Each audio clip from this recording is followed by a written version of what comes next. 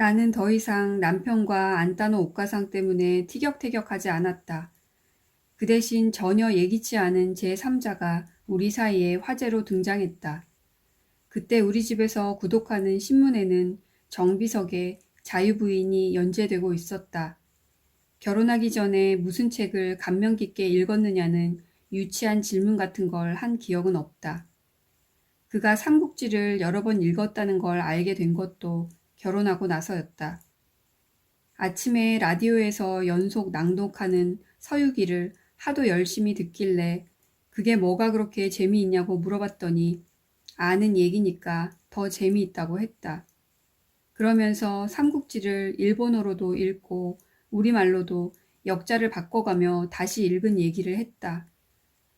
나는 일본 연애소설을 즐겨 읽었고 고전의 반열에 오른 세계 명작도 지적 허영심 때문에 고통스럽게나마 대강은 섭렵한 편이지만 한 번 읽은 걸 다시 읽는 타입은 아니었다. 남편의 독서 경향이 나하고 다르다는 걸 알았다고 해서 남편을 이전보다 존경하게 된다든가 경멸하게 된다든가 하는 일이 일어날 것 같지는 않았지만 연재 소설에 대한 그의 지나친 관심은 차츰 나를 괴롭혔다. 아무리 재미가 있어도 신문 연재인데 한두 번 건너뛴다고 줄거리에서 따돌림 당할 일도 대단한 명구를 놓칠 일도 없으련만 하루도 안 빼고 정독을 했다. 매사가 엉성할 때라 신문이 배달이 안 될 때도 종종 있었다. 그럼 아마 직장에서 신문 지국으로 전화를 거는 것 같았다. 다음 날이라도 배달되어 왔다. 남편이 남의 취향이나 취미를 존중할 줄 아는 사람이라는 걸 알기 때문에 그의 취향도 내가 간섭할 일이 아니라고 생각했다. 그러나 자기 취향에 그치지 않고 나한테까지 지금의 줄거리나 앞으로 어떻게 될지에 대해 의견을 나누고 싶어 하는 건 질색이었다. 내가 안 읽는다는 걸 알면서도 집에 와서 발도 씻기 전에 오선영 여사 어떻게 됐지? 하고 물어볼 적도 있었다. 오선영 여사는 자유부인의 여주인공, 바로 자유부인의 이름이었다. 오히려 그가 나의 무관심을 이상하게 여기는 듯 했다. 직장에서는 그걸 안 읽으면 동료들끼리의 화제에 낄 수 없다고 했다. 읽지 않아도 남편의 입을 통해 무슨 얘기인지 대강 알 수 있었고 독자들이 무엇을 기대하고 그렇게 열렬히 오선영 여사의 뒤를 밟는지도 알만했다. 오선영이라는 대학 교수 부인이 젊은 대학생하고 춤바람이 나는 얘기였다. 그녀의 탈선이 단지 춤바람으로 그치느냐, 더 큰 돌이킬 수 없는 파국으로 치닫느냐 마느냐가 독자의 가장 큰 관심사일 듯 했다. 나는 그 진부하고 천박한 이야기에 진저리가 쳐졌다. 아마 나하고 그 남자하고 사이는 그들과 다르다고 차별을 두고 싶어서였을 것이다. 나는 그들하고는 다른 고상하고 유일한 사랑을 하고 있다고 여기고 싶을수록 자유부인에 대해 남편의 유별난 관심과 하루하루의 독후감이 내 행적을 뒤쫓고 있는 것 같은 느낌이 더해만 갔다. 쫓기고 있는 게 아니라 내 의지와는 무관한 쪽으로 몰리고 있다는 느낌도 들었다. 저희의 저런 말은 정말 아무것도 모르고 하는 말일까? 뭔가를 눈치채고 나를 떠보려고 하는 소리는 아닐까? 남편이 그렇게 음험한 사람이 아니란 걸 알면서도 도둑이 제발저린 걸 어쩔 수가 없었다. 나는 도둑이 제발이 저려서 짐짓 자유부인을 외면하고 경멸하는 것이지 그 연재 소설의 폭발적인 인기에 대해 아주 관심이 없는 건 아니었다. 나는 어쩌면 내가 호흡하고 있는 공기 속에 팽배한 참을 수 없는 환향기에 대해 누구보다도 잘 알고 있을 것이다. 나만 시장 바구니를 들고 남자 만나러 가는 게 아니었다. 그냥 장 보러 가는 아줌마보다는 잠깐 새서 몇 바퀴 돌고 올 시간을 내려는 아줌마가 한결 걸음걸이도 가볍고 모양도 잘 낼 뿐 아니라 살림도 잘했다. 밖에서 제대로 바람 피우는 남자가 집에서 더 잘하는 것처럼 말이다. 그러나 자유부인은 결코 마지막 선을 넘는 일은 없을 것이다. 그 많은 남성 독자들이 눈에 불을 켜고 그것만은 용서할 수 없다는 도덕적인 열정으로 지켜보고 있는데 작가가 무슨 수로 모처럼에 획득한 남성 애독자들을 배반할 수 있겠는가? 그 소설의 인기가 당대의 징후를 정확하게 집어낸 데서 비롯됐거늘 남자의 바람기에는 너그럽지만 여자의 환향기는 엄벌에 처하고 싶은 동시대인의 기미를 못 읽어냈을 리 없었다. 워낙 닮은 것끼리는 눈치도 빠르고 교감도 잘 되게 돼 있다. 나는 내 안에서 꿈틀대는 걷잡을 수 없는 힘 때문에 정상을 이탈하며 미쳐가는 모든 것들의 힘의 원천에서 성적 에너지를 느끼고 있었다. 전후의 궁상과는 어울리지 않는 사치풍조와 향락산업, 외국 군인과 양공주의 범람, 그들이 만들어내는 양풍에 대한 경멸과 동경, 내몰리듯이 생활전선으로 나선 전쟁 미망인들과 생과부들의 초인적인 생활력, 전쟁이 앗아간 인명 손실을 단숨에 복구시키고 말 것 같은 베이비 붐, 악착 같은 생존 경쟁의 터전인 동대문과 남대문 시장의 번영, 하룻밤 사이에 지을 수 있는 학고방 집들, 이런 엄청난 생산성이 다 억압됐던 성적 에너지의 표현 방법이라는 생각이 들었다. 식욕 없는 자가 밥을 맛있게 지을 수는 없는 법이다. 드디어 자유부인이 사회적인 쟁점이 되었다. 저명한 대학 교수가 교수 부인의 품위를 떨어뜨린 신문소설에 항의하는 목소리를 낸 것이다. 그가 옹호하고 싶은 것은 아내의 명예가 아니라 교수의 명예였을 것이다. 그가 그러지 않아도 오선영 여사의 외출은 춤바람보다 더 나아가지 못하련만 춤바람만으로도 교수라는 최고지성의 품위가 크게 더럽혀졌다고 여기는 것 같았고 교수보다 못한 회사원이나 사업가, 연탄장수들도 벌떼처럼 들고 일어나 교수의 역성을 들어주었다. 남편이 전해주는 말에 의하면 그렇다는 것이지 사실 여부를 확인할 길은 없었다. 작가나 독자가 반론을 폈을 것도 같은데 나는 이상하게도 남편의 입을 통해 그 논쟁의 파장을 듣고 있었기 때문에 교수 편만 있는 것처럼 들렸다. 마치 운동 경기를 볼 때 자기가 응원하는 쪽에 파인플레이만 보이듯이 남편의 중계방송도 일방적이었다.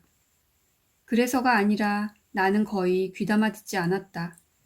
그 빤하고 통속적인 이야기에 관심을 갖는다는 것 자체가 자존심 상하는 일이었다. 나는 자유부인과 아무 상관없다는 걸 자신에게 납득시키고 싶었다. 나 홀로 자유부인의 영향력과 맞서는 방법은 이에는 이, 눈에는 눈이라면 그럴듯하지만 실은 좀 치졸했다. 친정에 가서 아직 남아있는 내 서가에서 보바리 부인을 뽑아왔다. 이미 읽어서 다 알고 있는 얘기였지만 자유부인보다는 고상할 것 같았다. 서양 얘기니까 문학성, 예술성 같은 게 중요한 게 아니라 서양 얘기라는 게 중요했다. 한국 영화에서 남녀가 포옹하려고 하면 지레 징그러워서 눈을 감지만 서양 영화를 볼 때는 아무리 긴 키스신도 감질이 나서 또 보고 싶은 것처럼 말이다. 줄거리를 쫓아갈 필요도 없었고 그럴 만한 끈기도 없었기 때문에 되는 대로 아무데나 펼쳐놓고 몇 페이지씩 읽다 말곤 했다. 그리고 내 독법에 스스로 전율했다. 줄거리는 이미 알고 있기 때문에 어디를 읽어도 마담 보바리, 소녀적부터 꿈꿔온 희열이니 정열이니 도치니 하는 말을 실제로 인생에서 경험해보고 싶어한 이 겁없는 여자의 그늘에서는 까맣고 햇빛을 받으면 푸른색으로 변하는 마치 연속적으로 겹쳐진 여러 층의 색깔로 이루어진 것처럼 생동하던 두 눈이 마치 거미가 그물을 친 것처럼 엷은 막 같은 끈적끈적하고 창백한 기운 속으로 꺼져 들어가는 참혹한 말로를 예비하는 정교하고 치밀한 장치처럼 읽혔다. 미시와 거실을 겸비한 시선으로 혹시 그런 눈이 있어 본다면 거대한 토네이도도 그 시초에는 아기의 솜털을 간지리는 입김이나 풀끝을 살랑이게 하는 미풍들이 있어 그 미미하고 무수한 것들이 갑자기 어떤 마수에 걸린 것처럼 걷잡을 수 없이 술렁대며 힘을 모으고 새를 불려 마침내 도달한 장렬한 파국이라는 게 보이는 것처럼. 나는 시어머니가 다락같이 높여놓은 아들의 입맛에 아부하기 위해 솜씨를 있는 대로 부린 송이산적의 맛보다 그 남자하고 같이 시장바닥 진창에 쭈그리고 앉아 사먹는 돼지 껍데기에 더 깊은 맛을 느꼈고 갈쑥이라 수량이 얼마 안 되는 껄쭉하고 더러운 물에다 양품점 주인 아줌마들이 뒷구멍으로 버린 요강의 오줌까지 보태져 악취를 풍기는 청계천변 길이 영화로 본 세느 강변로보다 더 로맨틱하게 느껴졌다. 우리는 시간이 없는 것이지 돈이 없는 게 아니었다. 시장 보러 나와서 낸 자투리 시간이라는 이유로 아무리 구질구질한 것들도 과분한 사치처럼 빛났고 그 남자가 느닷없이 미치겠다고 비명을 지르는 소리도 그 남자가 자투리 시간이 감질나서 못 견디겠다는 비명소리처럼 들려서 내 가슴을 두방망이질 하게 했다. 자투리 시간의 즐거움이 더는 더 큰 쾌락의 갈망을 억제할 수 없을 지경까지 왔다는 걸 감지한 위기의 순간 그 남자가 하루만 시간을 낼 수 있냐고 했다. 물론 낼 수 있었다. 하루쯤 어디 놀러 갔다 올 수 있는 핑계는 수두룩했고 아무렇게나 둘러대도 의심할 사람도 없었다. 나는 그 남자가 생각하는 것처럼 시장하고 집을 왔다 갔다 할 시간밖에 없는 답답한 살림꾼 여편네가 아니었다. 그 남자가 그렇게 보았다면 아마 내가 그렇게 보이고 싶어 했기 때문일 것이다. 방종한 마음을 정숙한 가정부인으로 위장하는 것도 나의 앙큼한 사랑의 기교였다. 그 남자가 가자는 데는 마석 어딘가에 있다는 그의 집 선산의 산지기 집이었다. 전쟁통에 산지기네도 남자들이 다 죽고 노파 혼자 남아 있었다고 했다.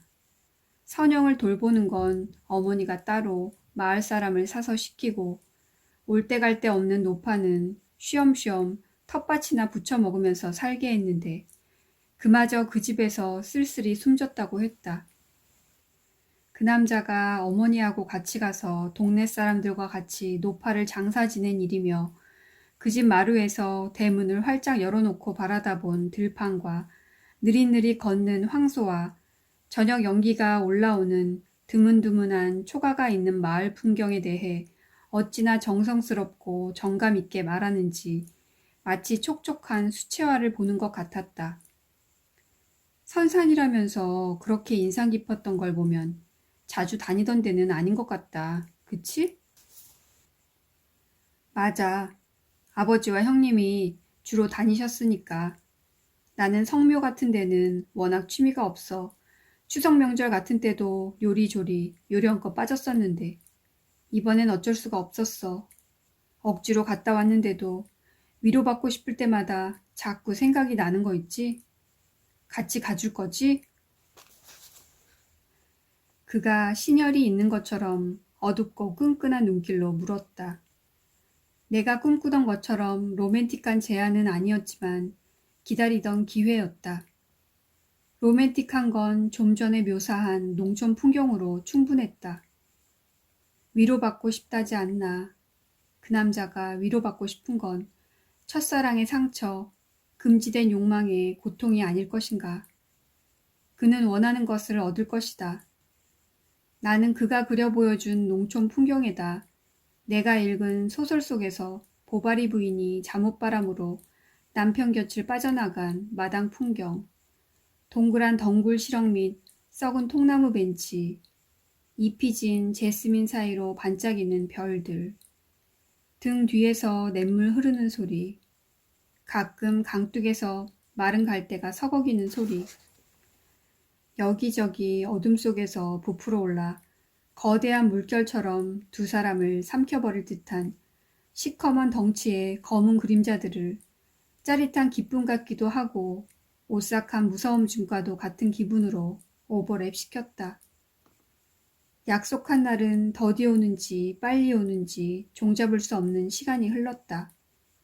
그동안에 나는 앞으로 내가 저지르게 될 일에 대해 생각하고 또 생각했다. 나는 내 생각에 시달려 녹초가 되고 말았다. 내가 시달리는 게 몸의 갈망인지 마음의 갈망인지부터 알고 싶었다. 나는 결혼한 몸이고 남편과 넘칠 것도 모자랄 것도 없는 원만한 부부 생활을 하고 있다. 그런데도 딴 남자의 몸을 고파한다면 나는 음탕한 여자가 된다. 음탕한 여자라고 해서 겁날 것도 없지만 그런 것 같지는 않다. 그럼 내가 시방 고픈 건 마음인가? 그런 것 같지도 않다. 마음보다 더 깊고 더 높은 곳에서 해방을 꿈꾸는 것의 실체는 육체라고도 영혼이라고도 규정 지어지지 않았다. 나는 인간이다. 남보다 도덕적이지도 동물적이지도 않은 평균치의 인간일 뿐이다. 그렇다면 나에게도 영육이 있을 것이다. 지금 시달리고 있는 것은 영혼인가, 육체인가? 성적 갈망과 영혼의 고품은 어떻게 다른가? 왜 영혼의 고품은 추앙받고 성 욕망은 매도당하는가? 나는 아무 일도 저지르기 전인데 문책 당했을 때 나는 아니라고, 나는 특별한 경우라고 고상을 떨 궁리로 며칠을 보냈다. 범죄를 저지르기도 전에 그건 불가항력이었다는 변명 먼저 준비하고 있었다.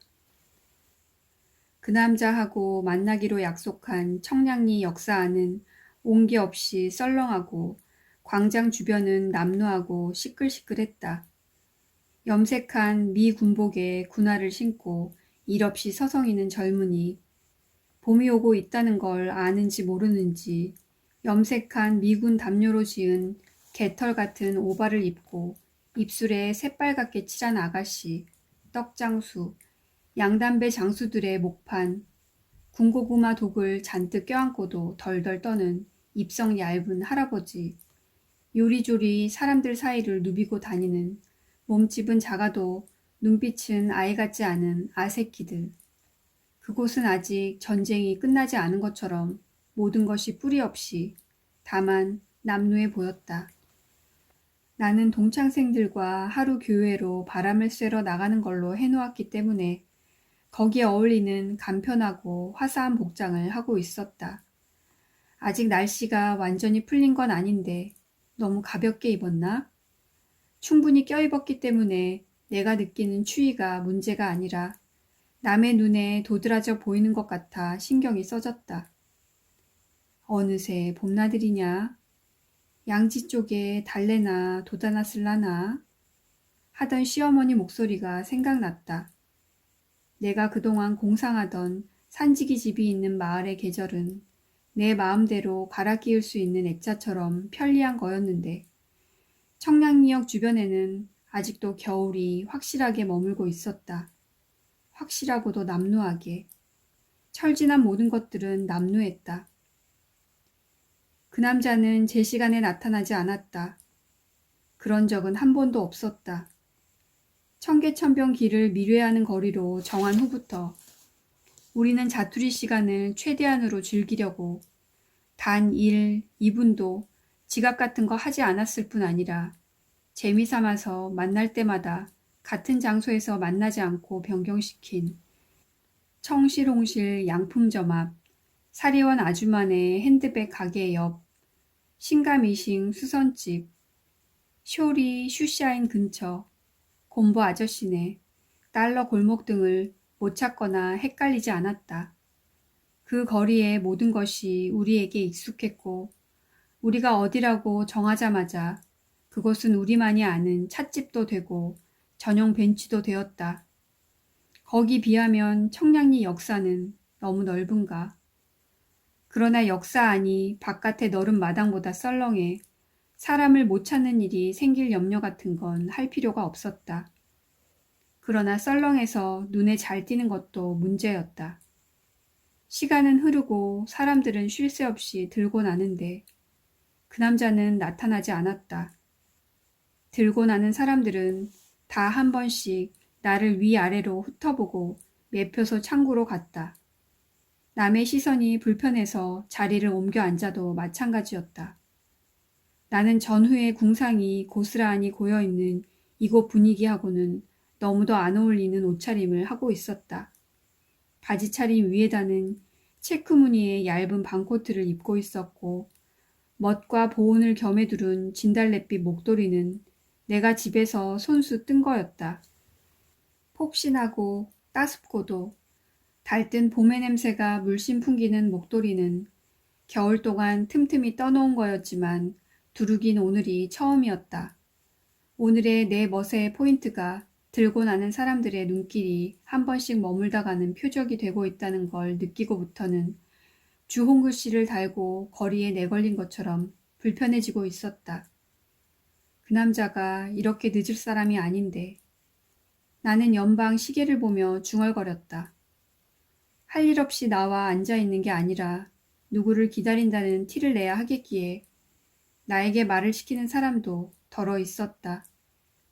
지금이 몇 시냐고 묻기도 하고 춘천 가는 기차는 몇 시에 있냐고 묻기도 했다.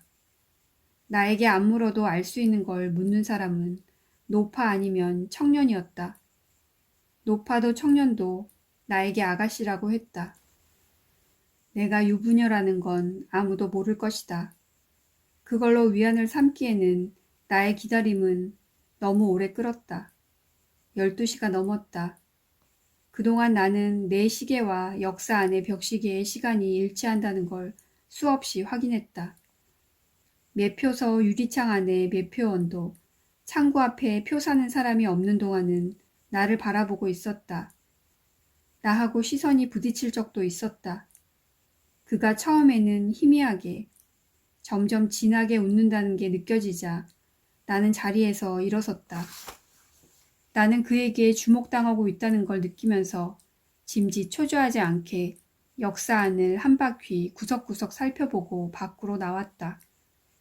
밖은 당연히 안보다 밝았고 양지 쪽은 안보다 따뜻했다. 그러나 일없이 서성이는 군상들의 어두운 군기 때문에 나는 좀 더 비참해졌다. 벤치 같은 것도 보이지 않았다. 망연히 서 있다가 누군가가 앉았다 일어선 네모난 양회덩어리에 엉덩이를 걸쳤다. 저만치 바라보이는 곳 유리문 안에서 국수를 마는 게 보였다.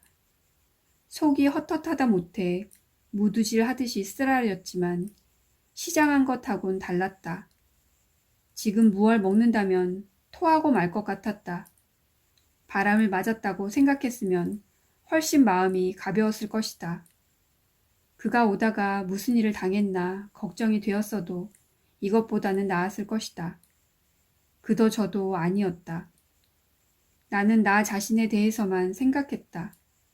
어쩌다 이렇게 됐나. 나는 내 꼴을 내 마음에 각인시키는 대신 내 눈에 들어오는 것들을 막막에 새겨둘 것처럼 바라보았다. 대상은 새겨둘 새 없이 유동했다. 서서히 내 눈에도 거미줄이 쳐지기 시작했다.